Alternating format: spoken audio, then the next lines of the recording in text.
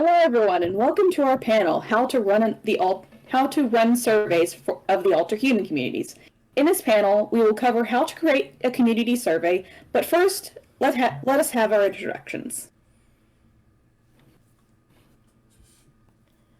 Hi, I'm Paige. My pronouns are he, they. I'm a canine psychopomp Falconterra, and I'm part of a 5-person draconic system. You guys might know me because I'm the author of the Alterhuman comic Shenanigans and the tabletop role-playing games A Wolf in Man's Clothing and Anxious Dragon, Hidden Townsfolk. I also conducted the 2021 Non-Humanity and Body Modification / Decoration Survey and the 2022 Abnormal Instinct Survey. I was a lecturer at OtherCon 21, 22, 23, and hopefully will be one at OtherCon 2024. Hi, I'm Orion Scribner, a dragon otherkin. I'm the author of a comic about therianthropes and otherkin called There There, and the community history book Otherkin Timeline. I've lectured together with my partners Page and House of Chimeras at OtherCon 2022 and 2023. Hello, we're House of Chimeras. We are a large, multiple system of non-humans and Therans. Our system collectively use they pronouns. We are a Theran community symbols found in the Alterhuman and related communities and more. We also host an archive of academic and non-academic media relating to and of interest to Alterhumans. We have hosted and co-hosted 8 different panels in the Alterhuman convention OtherCon.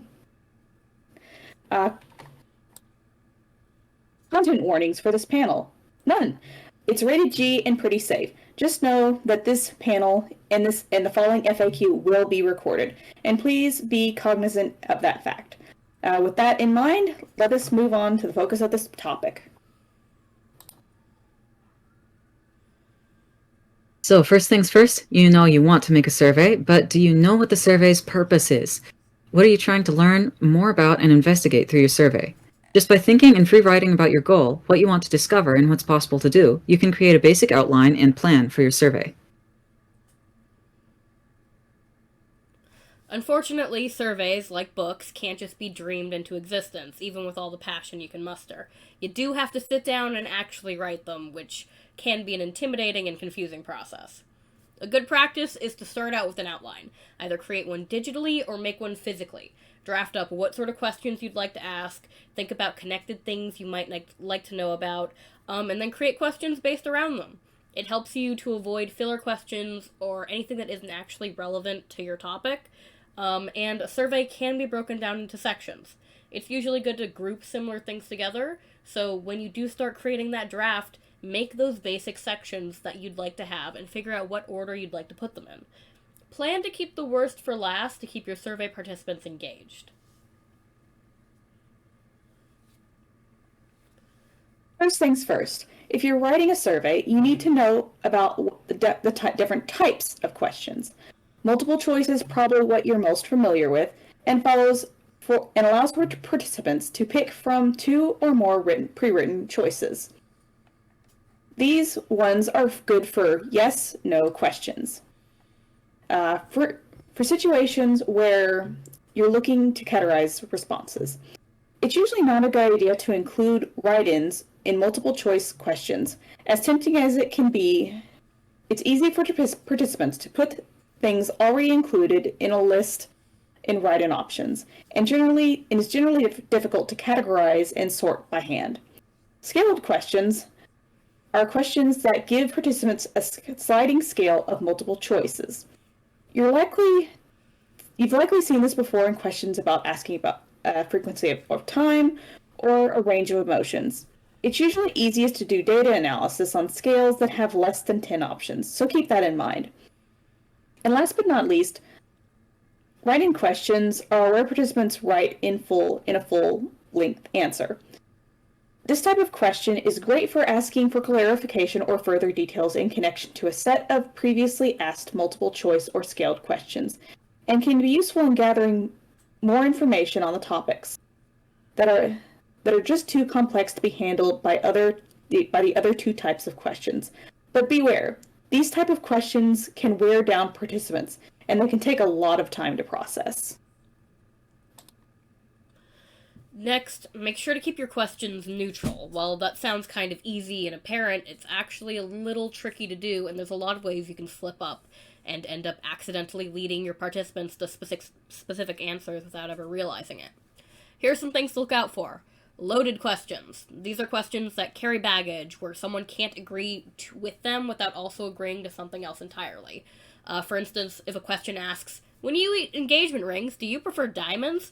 completely out of the blue, then any and all respondents who answer it will also be saying that they sometimes eat engagement rings if the only answers offered are yes or no. Double-barreled questions. These are questions that involve multiple topics, but they only allow one answer to address all of them together. For example, do you identify with the fictional character or as a fictional character? If they only let you say yes or no, then the participant can't differentiate if they agree with one part, but not the other. Leading questions. These lead participants to a specific answer over another. This can be done through a lot of different ways. You can have a scaled question that's unbalanced in favor of one answer over another. You can use insinuations or bias in the phrasing of the question. You can outright imply that there's a right or a wrong answer in how the question's arranged. And negatives and double negatives. These can be confusing and hard for participants to understand, especially if there's a language barrier. In some other languages and dialects, double negatives can mean the opposite of what you intend them to mean, so keep that in mind.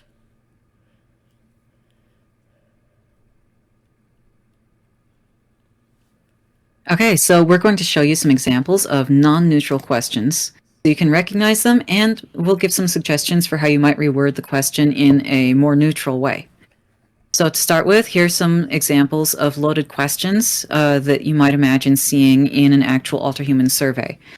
Like we explained earlier, a loaded question comes with strings attached. For example, if you ask, "How religious are you?" with a scale from a little to a lot, you're running under the assumption that everyone is religious to some degree, and there's also an assumption that it's all the same religion without really specifying what it is. So, let's see here. So a neutral solution to that would be to ask a more open-ended question like, what is your religion, if any? So you give an option to say, I don't have one, and you are able to specify what they are. You can just have some checkboxes listing some major religious groups with a write-in option because it's not possible to have a list of checkboxes with every possible religion. And another example would be, how do you get your Therian gear? The assumption that comes with that, if the only options for the answers are I buy it or I make it, is the assumption that everybody wears Therian gear. So a more neutral solution would be, if you wear Therian gear, how do you get it? With an option to say not only I buy it or I make it, but also I don't wear it.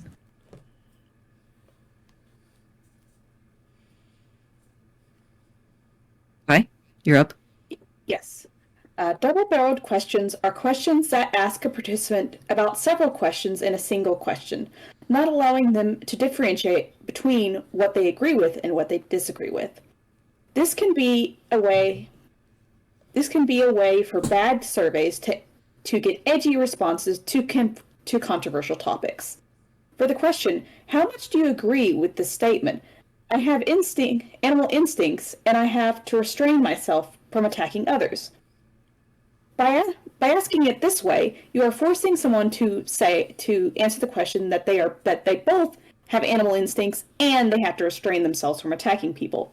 This forces participants to have to answer the question as best as possible, even if they don't experience both things at the same time. It's best to split these two questions into their own separate questions. For the question, do you enjoy watching furry cartoons and drawing your persona, you're asking both if someone enjoys watching furry cartoons and if they enjoy drawing their persona. By asking this, you don't leave any room for the participants to say if they do one but not the other. Those folks will still answer the question to the best of their ability, but you're inevitably skewing your data since they aren't able to answer the question accurately.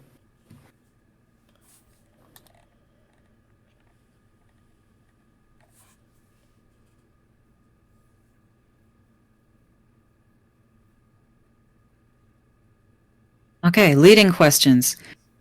So these guide the These guide the participant to a specific answer, either intentionally or unintentionally. This can be done by using biased language in the question, by implying that there's a right answer and a wrong answer, by using skewed scales, or by using emotional language to praise or shame certain responses. We must emphasize that this is one of the easiest mistakes to accidentally make.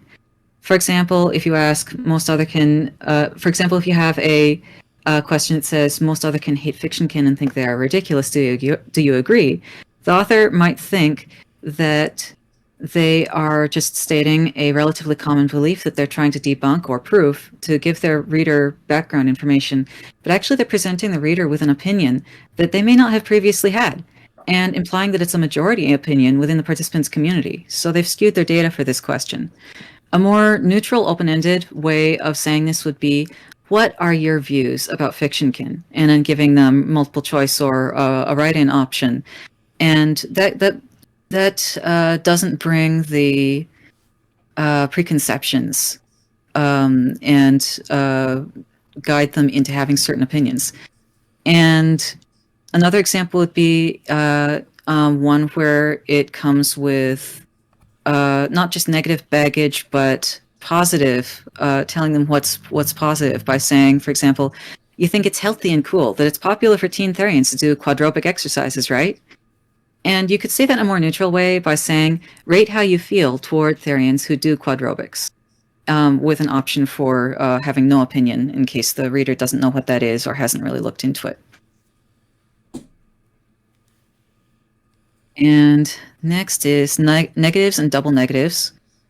These can confuse. These can be really confusing, especially for respondents who also speak another language. Because in some languages, double negatives are correct, like in Spanish, and in some languages, yes or no are even reversed for negative questions, and that's the case in Japanese. And I'm sure there are lots of other examples in other languages that this is just something that tends to be a little bit difficult for people to translate in their head and figure out what the intention was. And even if you are a native English speaker, you can still get confused by how convoluted a negative sentence can be. For example, here's a really convoluted one. Is this statement true for you? I have never been without the feeling of being not human, true or false? And for anyone, it takes a moment to kind of parse that out and trying to figure out what it's saying. I've definitely seen worse, more confusing double negative sentences than this in job screening questionnaires, and you can probably think of some too. So we can disentangle that and figure out positive ways to say everything, where positive means not using words like never and not and or non. And so instead of saying never, we go like, okay, how would we say always? And so a neutral solution for how to phrase that same question might be, I always feel completely human, true or false? And it isn't necessarily a convoluted sentence. It can be a really simple one. Do you never feel phantom limbs? Yes or no? To a lot of English speakers, seems like a very straightforward question, but it can be a real stumper for people who speak English as a second language. Because like I was saying, this is the exact kind of question that's reversed in Japanese. So you can rephrase that and also change the way that it's answered. Instead of having yes or no answers, you can say, have you felt phantom limbs? And then have answers that say, I have felt them or I've never felt them, instead of putting yes or no. You explain it out instead of yes or no. And you can also ask it, rephrase it like, how often do you feel phantom limbs? Because a lot of the time that's actually gives you more nuance than saying always or never or not or yes or no. So for that, that would be a good example of a question where it would be useful to say never, rarely, often, or all the time, or letting people specify if it's monthly or weekly or almost never, if they've only ever felt it once, that kind of thing. So those are some things you could get into there. So next. And last, here are some more general question tips to keep in mind as you're sorting through your questions. Don't forget to ask your participants for their consent if you plan on publishing the information. Include this question right at the very start of your survey, and then disregard any responses that don't give their consent to be used before you even process your data. Avoid giving participants neutral options or letting them fence sit in their questions. Offering lots of middle-of-the-road options can reduce the accuracy of your data and let participants pick and choose what they want to respond to in a survey among mandatory questions. This can also be abused by publishing models, where someone who's disingenuous can easily combine the slightly agree, unsure, or maybe category into their preferred category through clever wording and misrepresentation of results. Letting people decline to answer questions has its place too. For questions that are especially sensitive or personal, this ensures that they won't muddle your data, by attempting to pick an answer that is random, a lie, or exit the survey entirely. If you feel like one type of question or another is too restricting in what you're trying to ask, combine them. For instance, you can ask a multiple choice question with predefined answers, and then follow up with an optional write-in question where participants can expand on their answer.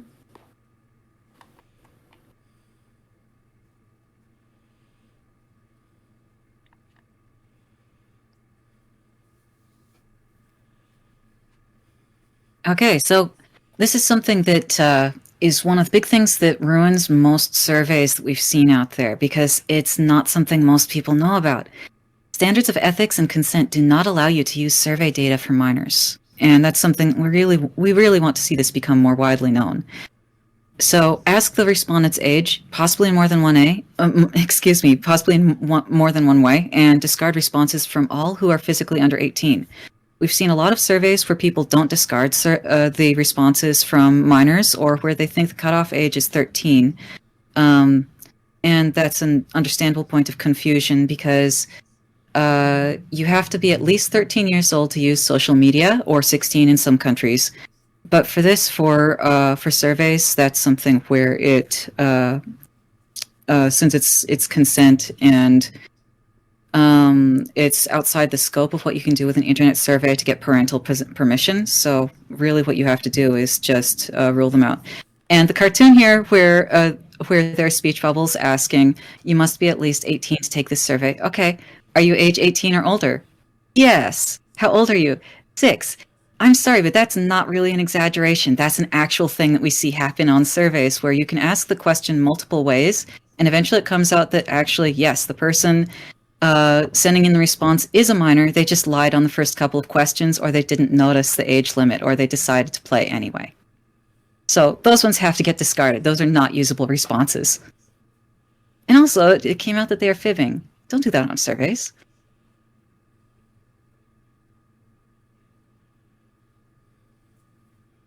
Another question to consider is, how can plural systems take your survey?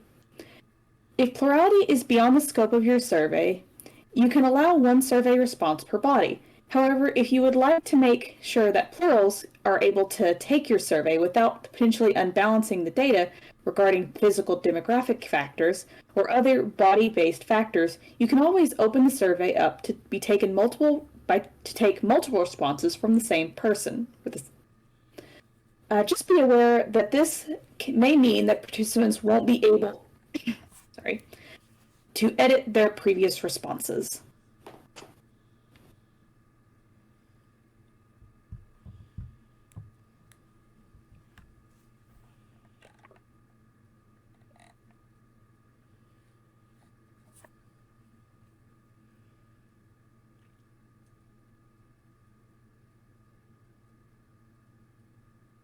Hey, our script doesn't have this one.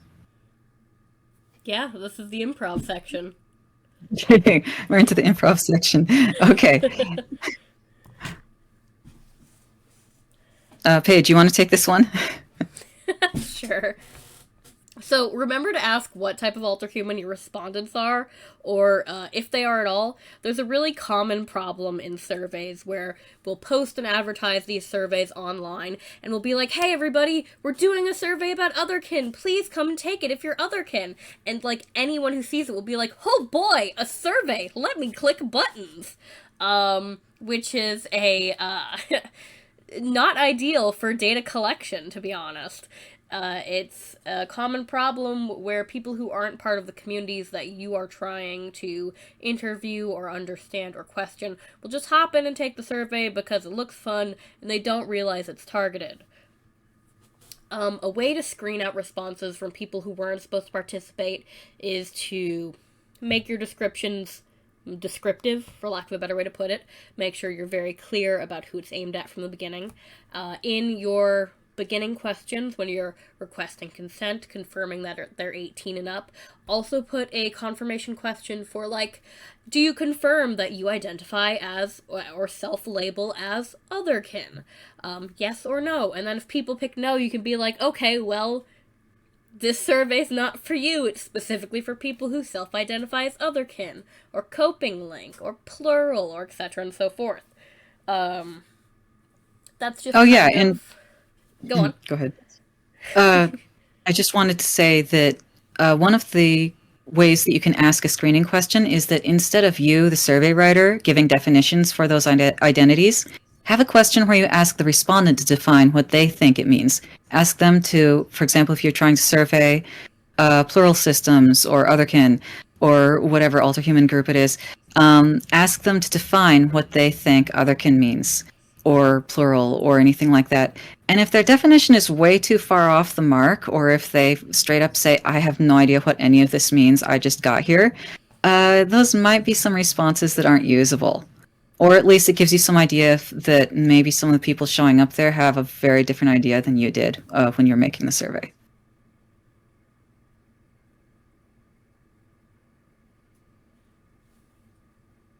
All right, let's move on to the next one.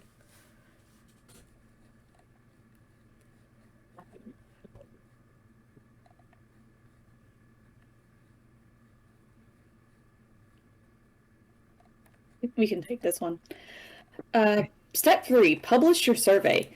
There's lots of different kinds of data collection software out there. Google Forms, Smart Survey, many others. So there's lots of different ways that you can potentially share your survey through different means. They have their own pros and cons, so you'll have to kind of keep an eye out on which works best for you. First, you want to, even once you find your preferred data collecting software, you want to probably beta test it a little bit before you even publish your designated survey. Ask a small group of people to look for mistakes and measurement errors. Bad data is worse than no data. And then finally, once you're ready to publish your survey, once it is ready for the public to start answering it, you want to advertise your survey as widely as possible to avoid skewing your data due to sampling bias or small sample size. Things you might want to keep in mind is, again, what is the focus of your survey, and try to find locations where you're more than likely to find people of that demographic. Do you have anything else to add to this? I think we're good. We go into more depth in the next few slides about what we talked about on here. So I can take the next one if you like. Go ahead. Okay. So participation bias, we didn't mention this on the previous slide, but it's a factor here. So the way that the survey gets introduced, how long it is, and what kinds of questions it asks have a tendency to attract or scare off different types of participants. So there's some examples of problems involved with that are that the respondent assumes that they won't have time to fill it out, or they quit because it turned out it was too long, or they quit because its question struck them as embarrassing, taboo, or triggering. And keeping in mind this is an all-ages panel and we're not going to go into too much in-depth about this, but any survey that asks in-depth questions about sexuality will unavoidably show a participation bias toward the more sexually adventurous than what is really characteristic of the whole group. And that's a known thing that you can read about in books about making surveys, such as A Field Guide to Lies, which is a book that we recommend at the end of this. They talk about that phenomenon in depth. So some solutions to these problems are at least the time thing you can do something about. Participants are more likely to finish a survey if it's short, so do some brainstorming about how to trim your survey down and make it be streamlined. Don't have too many write-in questions or things where it could extend how long it takes the person to fill it out. If it has loads and loads of asking for essays or it just keeps going on page after page, they may drop out. And if you tell ahead of time how much time it will take to fill out your survey, even if it's a longer survey, people might be more likely to fit it into their day if they know ahead of time that it's not something they can do on their 5-minute coffee break. And the thing about the other problem about how in-depth questions about sexuality will unavoidably show a participation bias, you can't do very much about that, but you can use a great deal of tact in how you ask personal questions about adult, triggering, or sensitive topics. If you don't need to go there, don't. It'll help save your survey. And give content warnings. Content warnings can affect whether people do take or finish your survey, but it's still worth doing ethically. And let participants decline to answer those questions or skip seeing that section entirely, which may actually help combat participation bias a bit.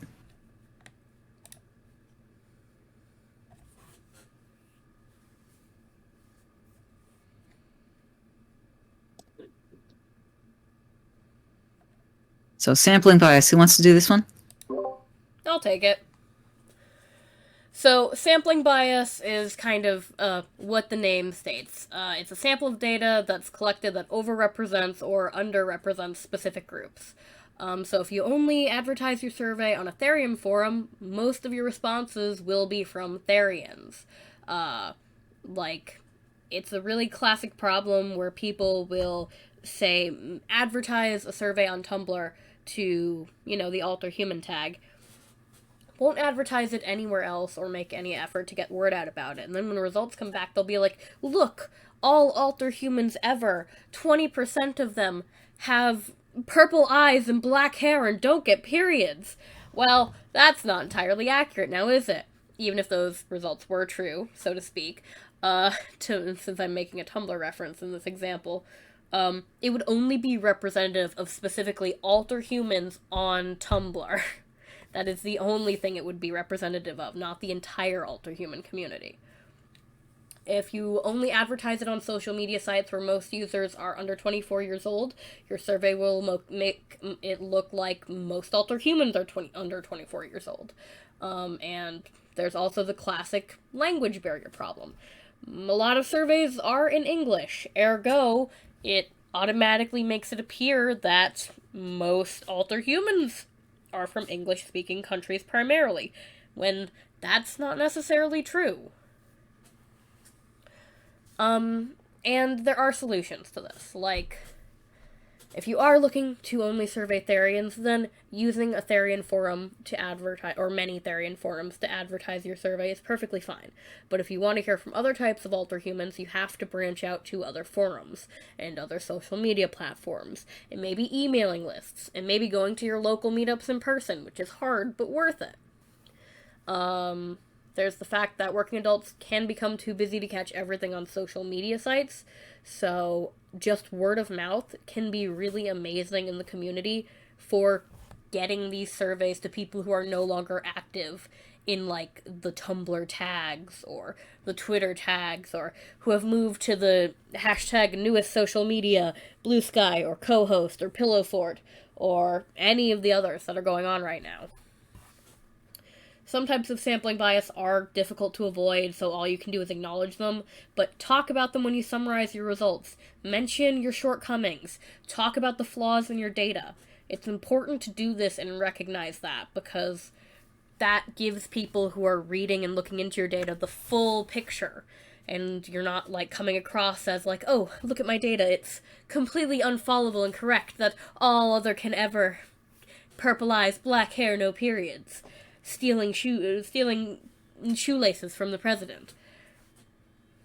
Okay, and that's all I got to say on this one.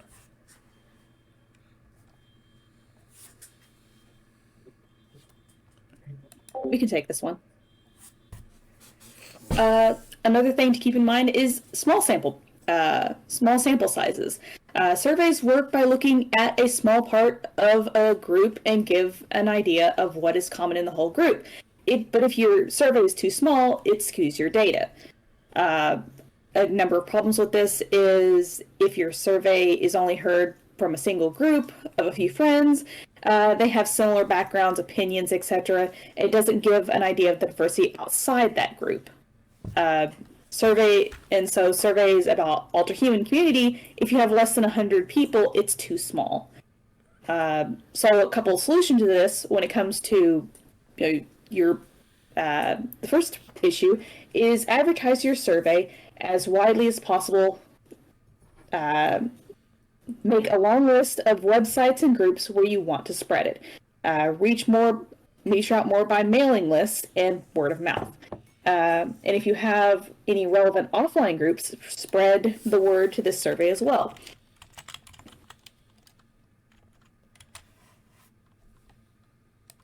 Okay, and I'll take the next slide, which is measurement errors.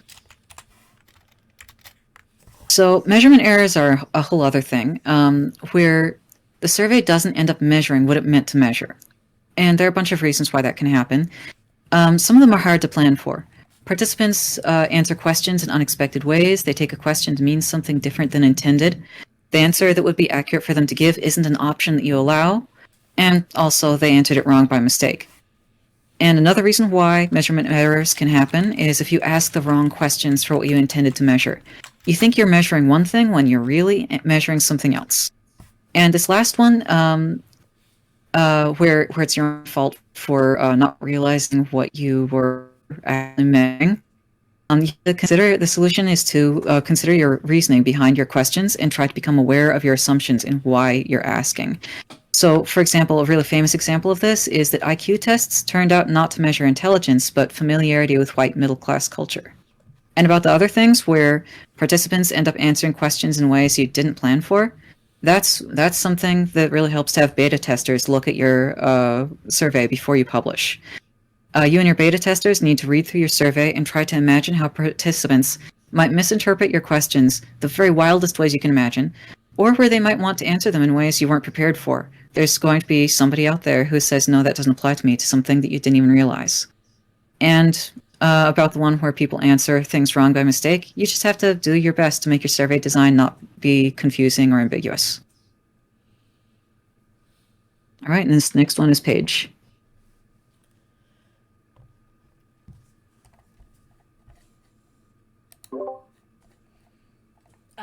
So when you're processing your data, choose a particular program from the beginning and stick with it. Opening the same spreadsheet in different programs runs the risk that it might reconfigure and delete your rows and columns, or just corrupt your data and make it unusable in its entirety. There are various options for both free and paid data processing. A few examples include Google Sheets, OpenOffice Calc, and the ever-classic Microsoft Excel. Once the data has been uploaded, it'll need to be cleaned and analyzed. First, you might notice that not all of the entries are from your target communities. Trash them. You might find out that people filled the survey with malicious intent when you're looking through the write-ins and you see obvious troll answers. Trash them. You might find, you're 18 and up? Yeah. Okay, how old are you? 6. Trash them.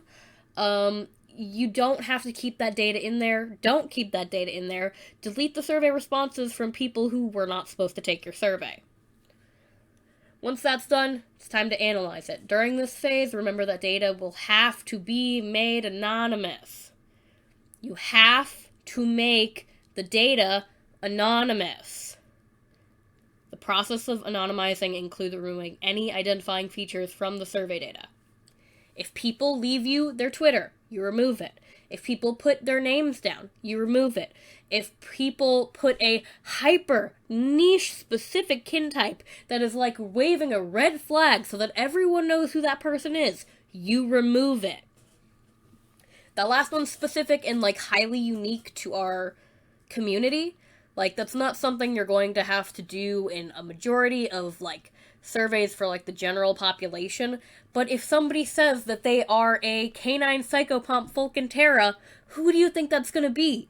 Obviously it's me. There's nobody else in the community who calls themselves that. This is just part of the problem that not even a problem, it's just something you really, really have to be aware of. Social security number is more than okay. No! You have to remove any identifying features from the survey. Redact it, and if you exclude that, you'll be fine to quote it later on. But you have to redact it first. You have to go through and read everything. No matter how many write-ins you put, you have to read everything. You have to make sure it's all taken out. Afterwards, the data needs to be summarized. When you're doing this, look out for misleading data representation, which we will be going into shortly. Summarized data will include charts, graphs, tables, and general summaries and analysis. I would also recommend including the percentages of each option on each question and the number of participants which chose each option on each question clearly written out. When you where you publish the data is going to be up for personal preference, but it's highly recommended that you do it on a personal website or on a cloud service that you control, somewhere where you won't lose it or it won't be deleted without you ever realizing it. This is a problem we ran into when we were making our So You Want to Run a Survey article. I managed to find some really cool older surveys, and their data had been deleted. Like, there's no way to recover it, and the people who made those cool surveys are gone from the community. And it's honestly, like, a little heartbreaking, because that's so much information that we've lost. That would have been really valuable, now that it's 10 years later. So please, put it somewhere safe. Put it somewhere double safe, triple safe, quadruple safe. Alright, that's all I gotta say for this one.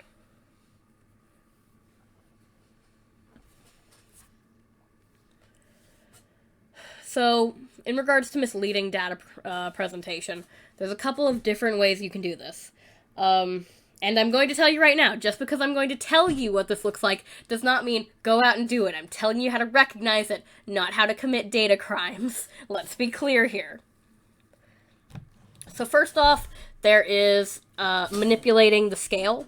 This is where, in data visualization, differences are heavily exaggerated between different displayed entries. It's usually done by sneakily cutting off part of the x-axis. Instead of starting at 0, you start at a higher number. This makes the differences look wildly exaggerated. And sometimes this is important, but sometimes people do this just to make their data look more important. You can kind of see it in the example graphs I have on the screen. The top one starts from 0, amount of time spent working per day, hours. Okay, the bottom one starts at 4, and it only goes up to 16. So suddenly it makes Throckmorton look like he's pulling way more weight than everybody else, when that's not necessarily true. Yes, cheer for our cousin Throckmorton, audience. It's important to note, like I said, that you can cut off parts of the vertical axis to make graphs appear, to make their differences exaggerated when you're working with data sets where the differences are small. Like, this can be a worthwhile thing to do. You don't have to start your y-axis at 0. But if you're going to do that, you have to tell your audience. This is the big thing. You can do this, but you need to include it in the explanation of the graph. You have to state that the y-axis does not start at 0. It's a good practice. It will make it so that you're not deceiving your audience. It will make it so that they instantly recognize it, but you have to do it. Otherwise, you're going to appear dishonest even if you don't intend to. So keep an eye on that. Stay aware of it. There are good reasons to do it, but keep it in mind. And this one is a large favorite of everyone that I'm sure you have heard before. Correlation does not equal causation. Say it with me, guys. It doesn't. Sometimes data can seem related at first, but it really isn't. With multiple sets of data, it's super easy to imply relationships that don't exist at all. Ice cream and violent crime is the most classic example. They show it in every Psych 101 class you will ever take, I think. Looking at the graph, it's, oh yeah, ice cream and violent crime. Obviously, people who buy ice cream, when that goes up, they're more likely to commit crimes. No, of course not. It gets hot in the summertime. People are outside. Of course they're buying ice cream. Unfortunately, they're also interacting with more people. So of course more violence is going to occur. When someone's outside interacting with others versus locked away in a house because it's snowing and cold outside, it's kind of an inevitability. It's the other way around. You commit crimes and you need to relax with ice cream afterwards. The horror. But this is a common issue. Just because your data seems to show a correlation, don't necessarily believe that. You can write about it, you can point it out in your analysis, but you have to be very aware that what you're saying may not be accurate. You have to take that into account. And you better have some really damn good reasoning behind you and some other surveys under different circumstances which also prove that correlation. Okay, next. Hiding relevant data. This is also called cherry picking. This is when you leave out certain sections of data in order to tell a specific story to the viewer. This can happen when people want to over-exaggerate the positive or negative aspects of a graph, make it seem like there's no relationship between two different factors, or just hide an underlying truth. The global warming one that we have as an example here is the most common thing I think we see in modern time. Like the most common example of this, where people will just take out an itty-bitty section of the entirety of the global warming tracking, and they'll just be like, oh, see, there's barely any change. This is normal. This is natural. Then you look at the whole graph and it's like, oh, Christ almighty, what the hell?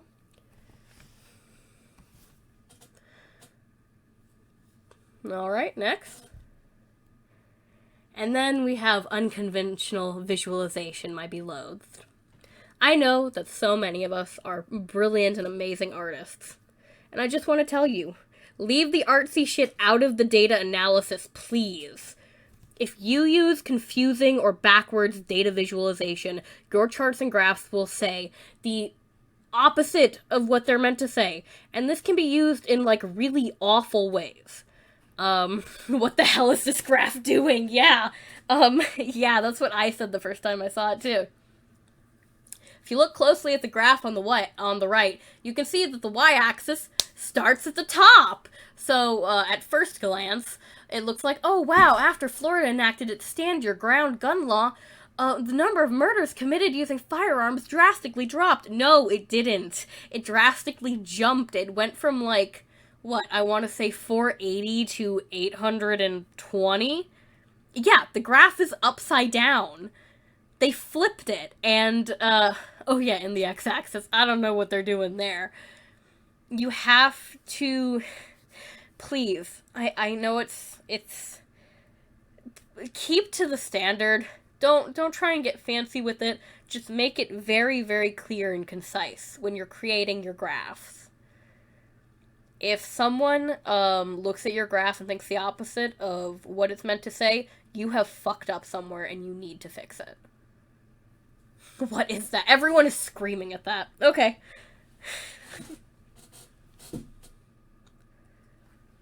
Okay, take a moment to recover from the good job, silence. That's upside down. Take a moment to recover from seeing one of the worst graphs ever. And all that being said, we would like to invite you, and by we, I mean myself, Orion Scribner, my partners, House of Chimeras, and the Soul System, would like to invite you to take our surveys that we have created in preparation for our upcoming book about Alterhumans. So keep in mind that due to our intention to publish the findings of these surveys in a book, we can only ethically and accept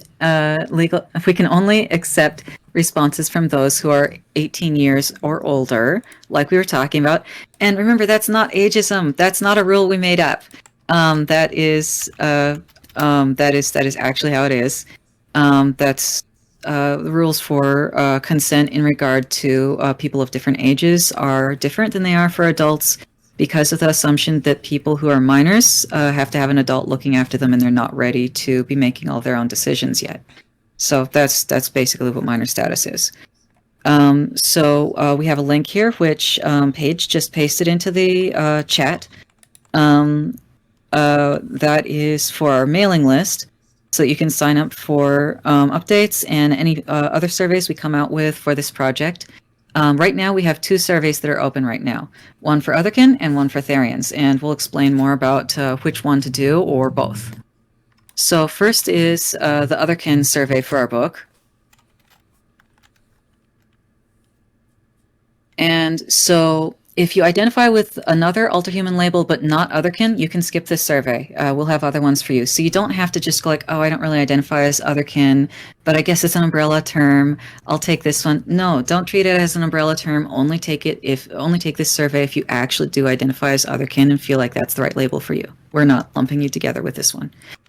And this survey has been open for about a year, and it will close very soon at the end of this month on March 31st, 2024. So hurry up and tell your friends too. Remember what we were talking about of sample size and needing to spread by word of mouth so you can reach other people who ordinarily wouldn't have seen it?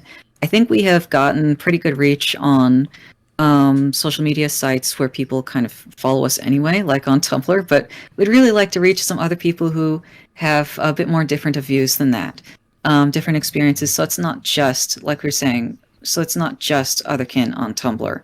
We want to hear from, and also like people who are from age groups who don't tend to use Tumblr anymore either, if they ever did. LiveJournal people who no longer use LiveJournal since it went to Russia, that kind of thing. And then next, our other survey is the one for Therians, for Therianthropes. This survey will close almost as soon on April 7, 2024, so don't wait for that one either. This one is only for folks who identify with the label Therianthropes specifically. And if you identify as both Otherkin and Therian, take the Otherkin survey first, then the Therian survey can skip you over redundant questions and save you time. So that was something we planned for, the possibility of people taking more than one survey because they identify as more than one thing.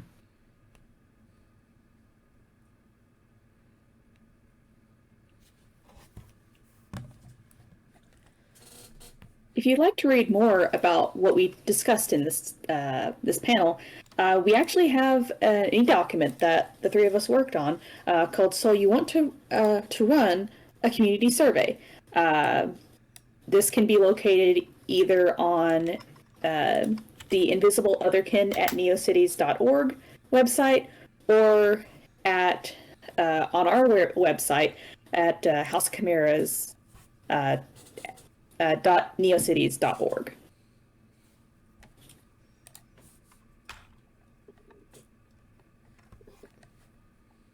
Oh, and by the way, I want to add, since some people in chat were saying they couldn't remember if they'd taken the surveys are designed so that you have to sign in through your Google account. So that means it'll remember if you already took it. So try going and taking them with the Google account that you're pretty sure you would have used, and it'll let you know if you took it already.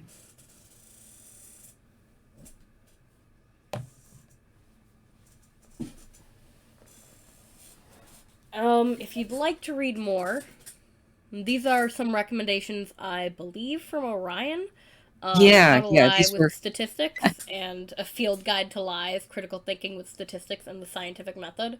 Both very good books. We cited them quite a bit for our own So You Want to Run a Community Survey, along with a few others. Check them out if you'd like to know more. Yeah, A Field Guide to Lies especially. I don't remember How to Lie with Statistics as much, but both of these are very readable for the average person, not somebody who's majoring in statistics. And Field Guide to Lies has lots of very memorable examples of misleading data representation, as well as things that can go wrong with how a person runs a survey. They give a lot of examples about how sampling bias can happen. Great stories about it from actual historical things that have happened. A lot of the stories are really funny too. So it's a very entertaining read, not boring. And good to know. You'll fall for less stuff. Now, before we end everything, we would like to note that some of the graphics used in this presentation come from Mutant Standard Emoji by Dusk, which has a Creative Commons license. You can find them on the website Mutant Tech.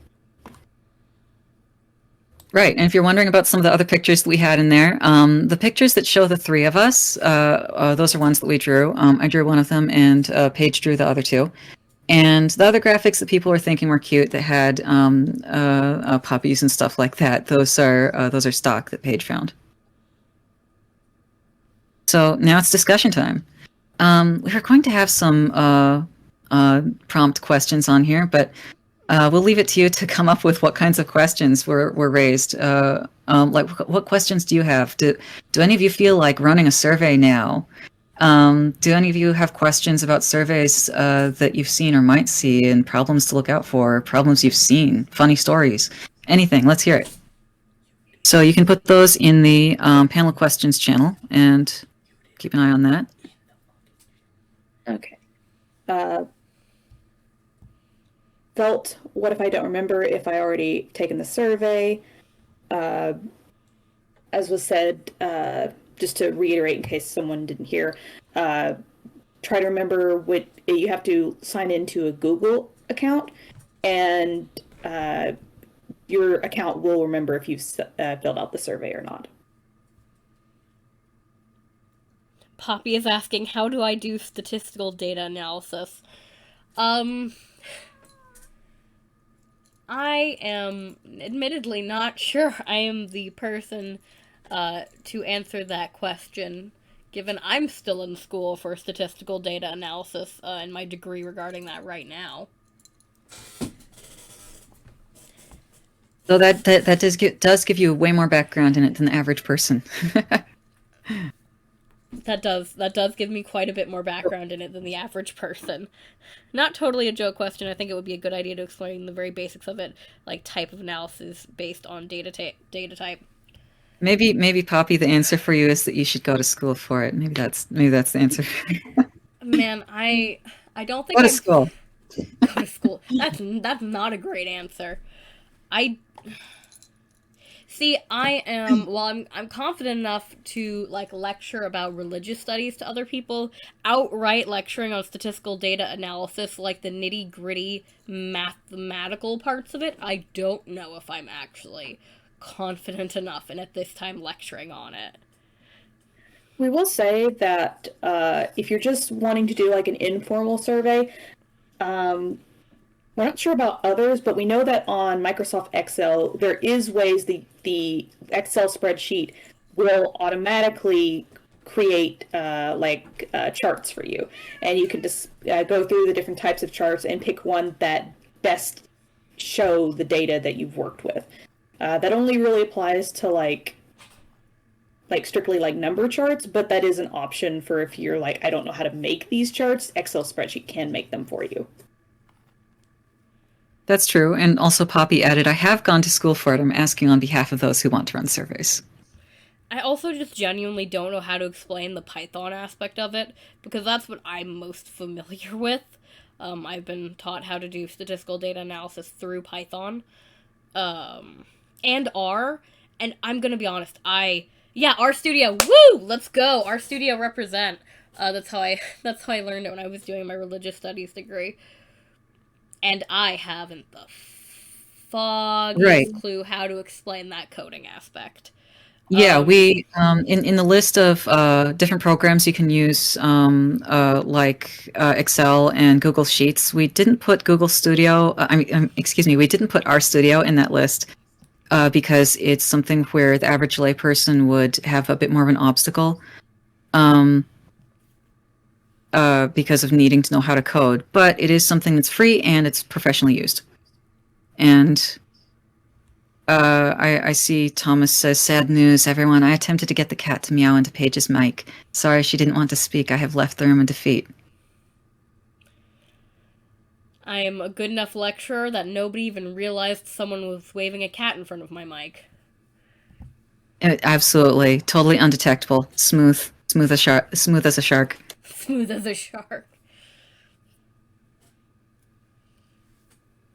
Yeah, I do think that, like Poppy said in chat earlier, that a panel on just statistical data analysis would be really worthwhile as an introductory, resource for people. I'm I know the topic personally, but I'm not good enough at it to be able to explain it to another person yet. Maybe Poppy should do it. Poppy, it's Maybe your idea. you should do the panel. Yeah. It's a lot. It is. It's a lot. There are so many moving parts to take account of, and so many different types of data, and different types of ways to graph that data. And, like, if someone asks me, like, oh, well, what's the best way to tackle, like, this kind of question, I could probably answer it, but, like, I don't know where to begin explaining, you know? There has to be at least one Alterhuman statistics professor somewhere in existence. Where are they? In our time of need, like the Avatar disappearing. Also, to be fair, statistical data analysis for biology is probably going to be, since that's what you mentioned, having taken classes in, is probably going to be very different than, like the methodology I was taught for religious studies, for example, and then also now what I'm being taught for just outright general data analysis. Honestly, they say it's general data analysis. My degree is in business data analysis, realistically.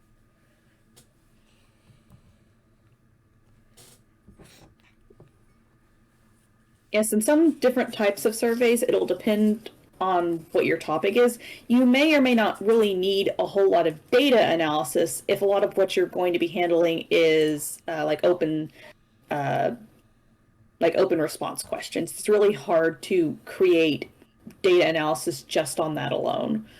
So what skills you need after you've created a survey and you want to use that survey data for something will definitely depend on, what kind of survey you even made. Yeah. I can't believe Paige is a business major. You take that back! I have never been more offended in my life. Religion is serious business. Oh my god. Can't just, boo. Boo. The truth can hurt. It's not the truth, that's a damn lie. I work at the business factory, I did a business. Today I smoked one whole business. I can see my spouse is typing in chat. I'm a little nervous. They started in business before religious studies? No, I didn't. I was a marine biology major before religious studies. Which, that data analysis is a whole different beast.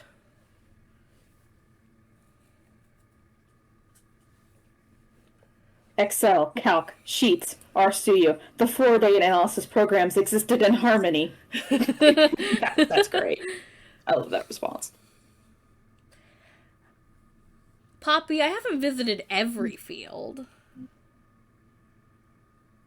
I never touched psychology. Or poli-sci. That's what I have Thomas for. Yeah, I was gonna say, wait, that's what you have Thomas for. Yeah, exactly. You date someone and marry someone who covers your weak spot. And you also never did history. Yup, and that's why I have you guys. And sooner or later, and before too long, we'll have a library science major. As you should. I think someone was typing in panel questions. I saw it for a brief second. Come back. So, has anyone here feel like making a survey, going hey, that's something I could go out and do?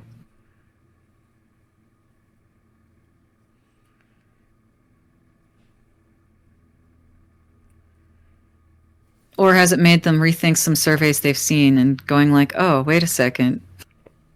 Now I have some insight into what those surveys were like. I'd like to hear some of those. At least personally, doing this document when we were initially writing it, looking at where in academic papers that have talked about otherkin or Therians, reading through some of their questions was kind of a wild ride, because we realized some of the academic articles that were written and published had absolutely horrible questions. Yeah, no kidding. Yeah, I remember when we were looking at those together, when we were working on the essay or book, you might call it, because it's so long, that we based this panel on. It was quite eye-opening. We were discovering things as we were taking closer looks at how they asked the questions and going like, wait a minute, they've, oh dear, oh dear. You know, so many things we were noticing. And also when we were searching through all the surveys that have been done in the past, trying to find some that answer a certain kind of question, and finding that all of them had asked it kind of badly. So it was, you couldn't really get an answer about this question that a lot of them had tried to ask, and none of them had asked it very well, and had ended up getting answers that weren't really what they were going for, I don't think. Maybe they were. I still remember we spent multiple hours on just how to make a what is your religion question, because every single survey Oh we god, looked yeah. Yeah, when we were building our surveys, oh man.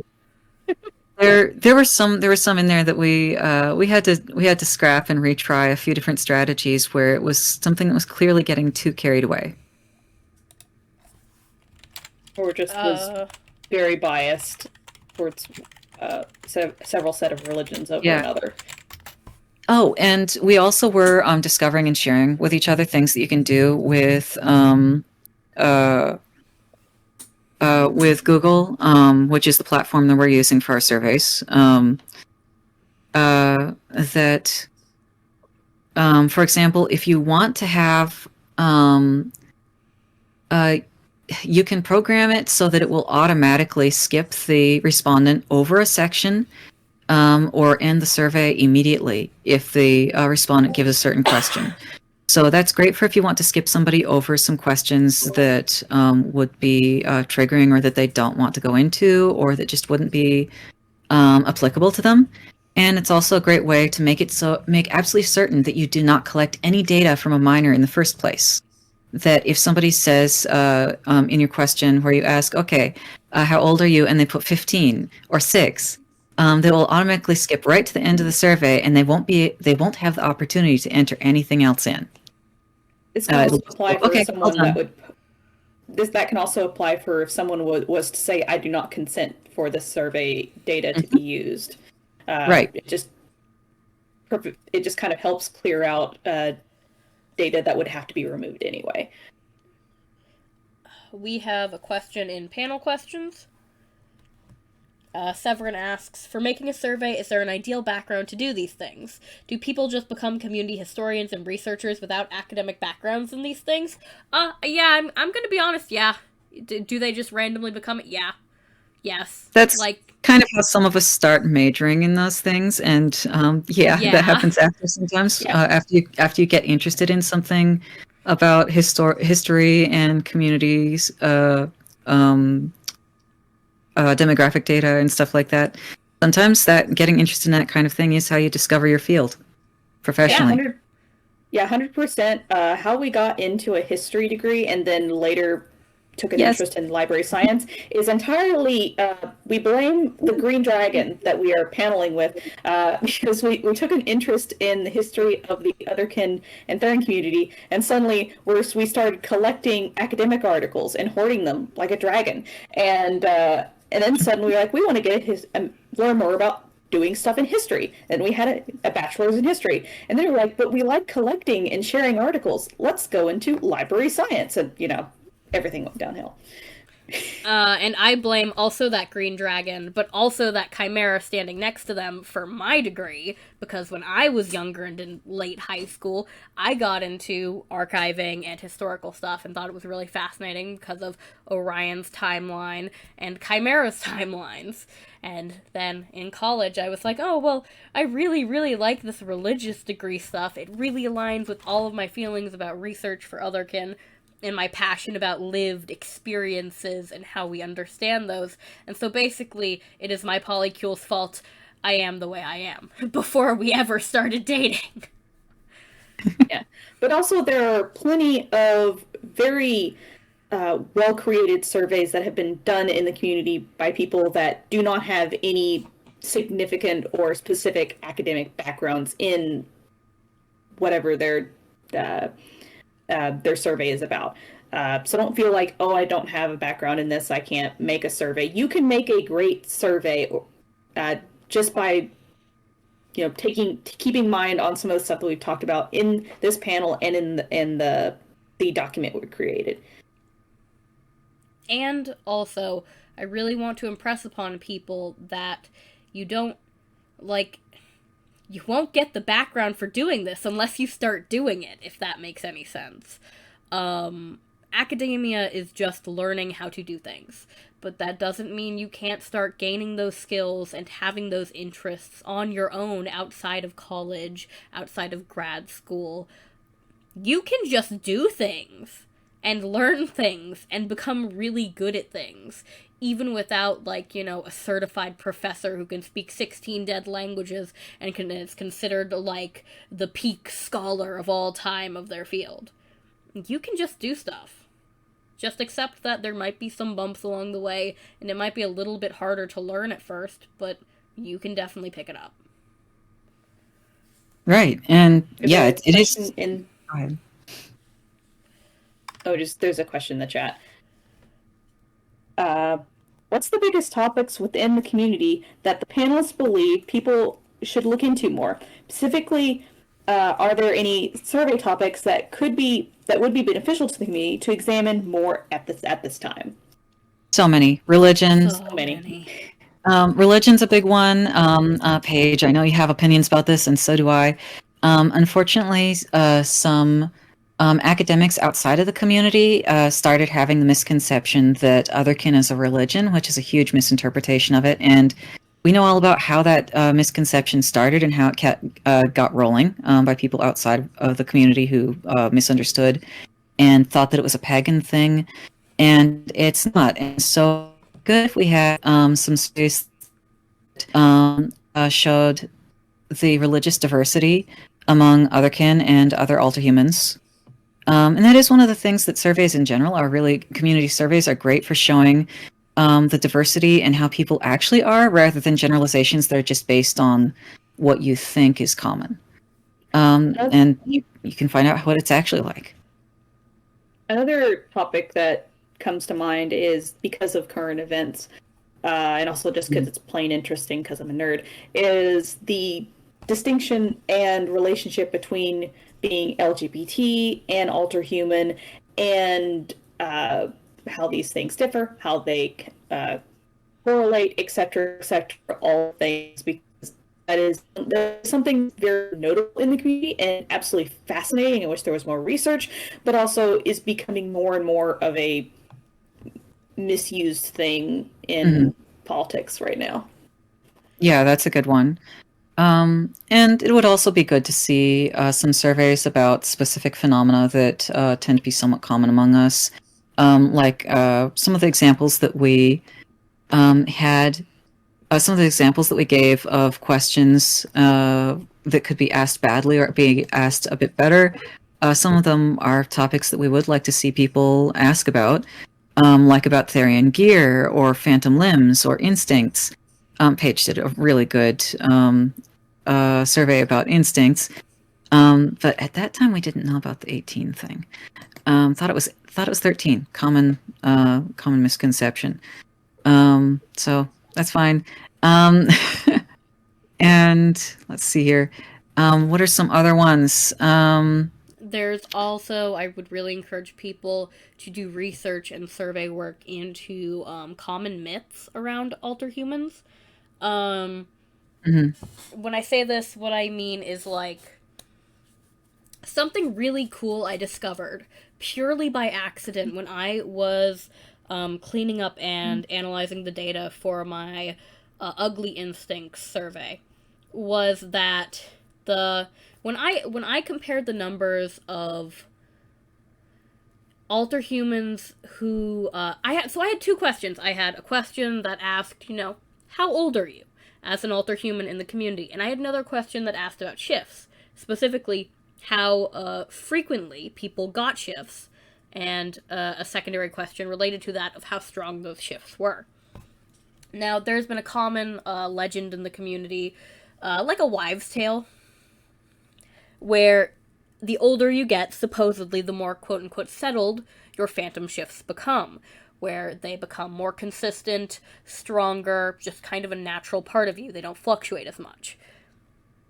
From the data that I processed, where we had people from, their young 20s to, late 60s, I think, people who were older very, extremely consistently had stronger and more consistent shifts. It was a perfect line up of data. It was kind of amazing to see. And when I noticed it, I was like, hey, wait a minute. No one's done a formal survey on this. It's just kind of common knowledge. And right here is maybe proof of it. Correlation doesn't equal causation, but it's really interesting to see that there might actually be something behind that.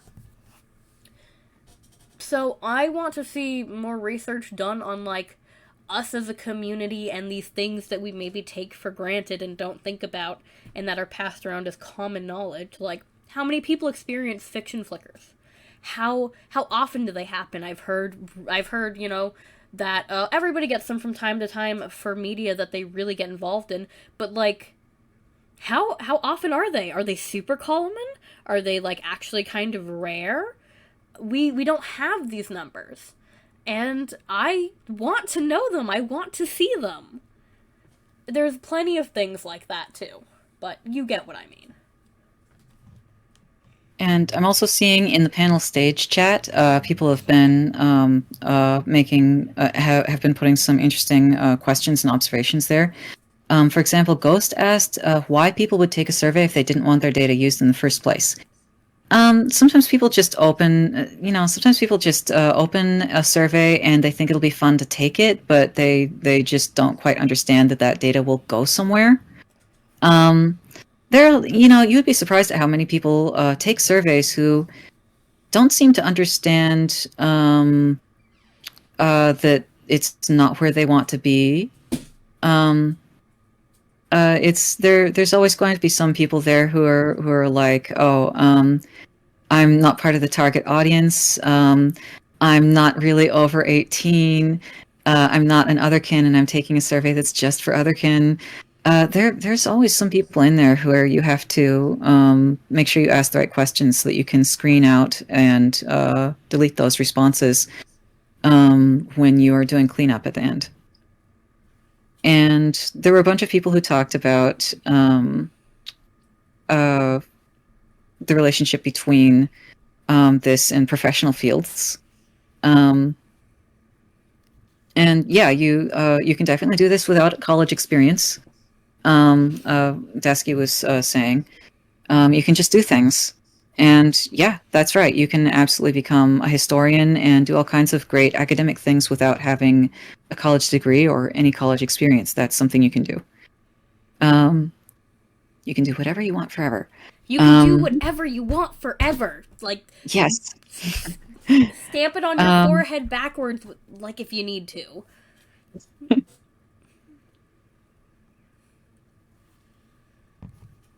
And Dasky also said that having tech field experience can help a lot with being an internet researcher. That's so true.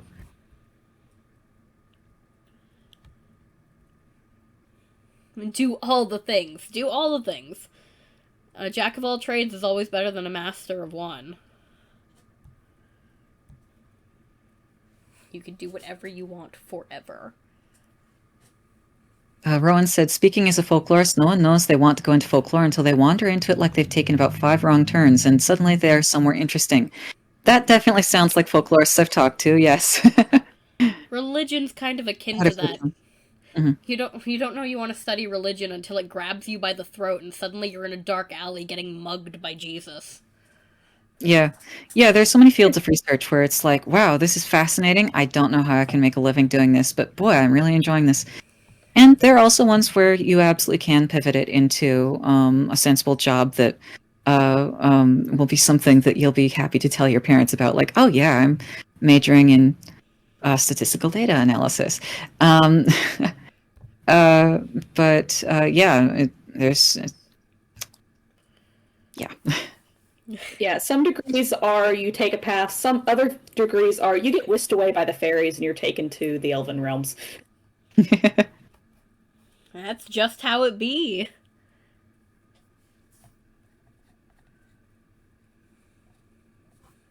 I'm scrolling through the chat. I love the people role-playing as a religious scholar being mugged by Jesus.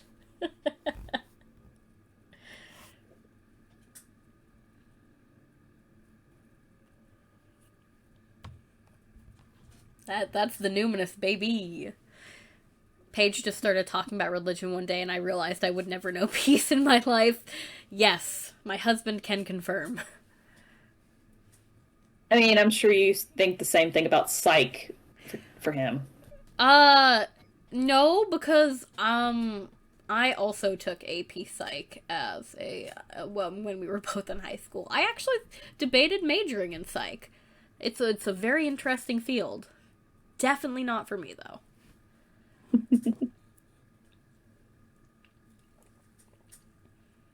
Oh, and by the way, one of the advantages of, I was just reminded as I was looking through our document, one of the advantages of providing the raw data for your survey is that in the future, other people can look at it and break down your survey results on their own.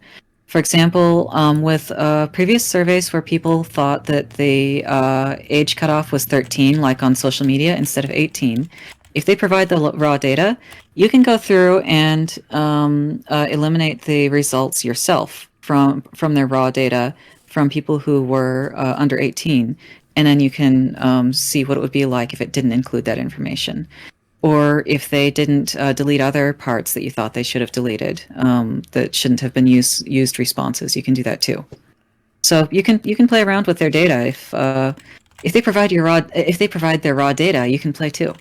So Yeah. that's why you should do that. Keeping in mind that it should be sanitized so that unusable data and personal information and information from minors should have been removed first already to protect those people's privacy before making it public.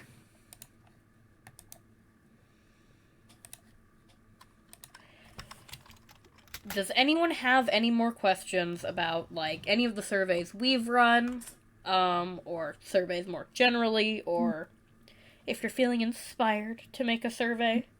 Yeah, come on. We showed you lots of wacky examples of things you can do wrong. Doesn't anybody have funny stories about that? I showed you my surveys. Please respond. Okay, we have one person who, I'm making a survey. Oh, you're my polycule. Bite count, you don't count.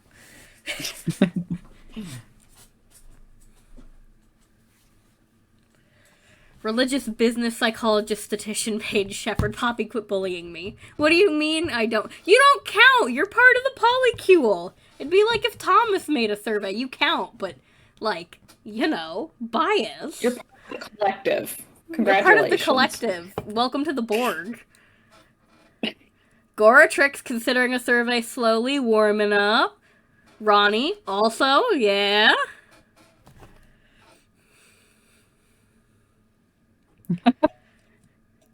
My husband's saying he'll keep dating people and forcing them to make surveys. Okay, weird strategy, but I'll accept it.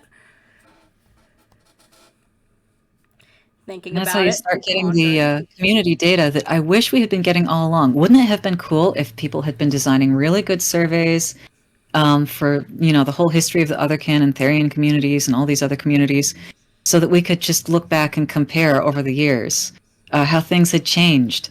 That would be so informative for historical context about things changing over time. But instead, there were surveys that had sample sizes that were too small, and they had questions that they asked badly, and they didn't provide the raw data. Or there were surveys that were 400 questions long and weren't useful because they were spread too thin. Or they were exclusively people who were underage and shouldn't have taken that survey in the first place. Yeah, I think there's been like 2 instances of people trying to create a survey that's meant to be released regularly, and each time it only lasts like 2 years in a row, and then, it poofs out of existence. And admittedly, maintaining an annual survey is very difficult.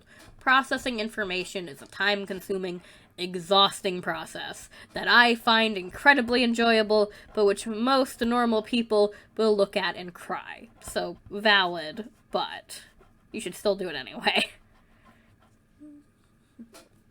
Data analysis can be fun. If you are one of those folks who like sorting your Magic the Gathering cards by color and alphabetizing them, you will like data analysis. You will like data entry. Give it a shot.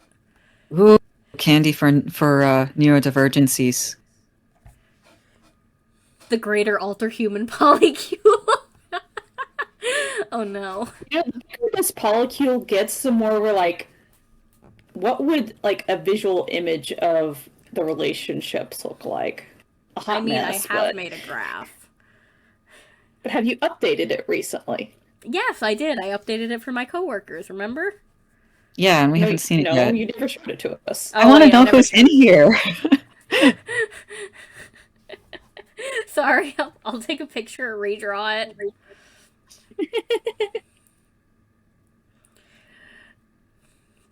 Okay, I think our polycule is declaring war on another polycule in the comments.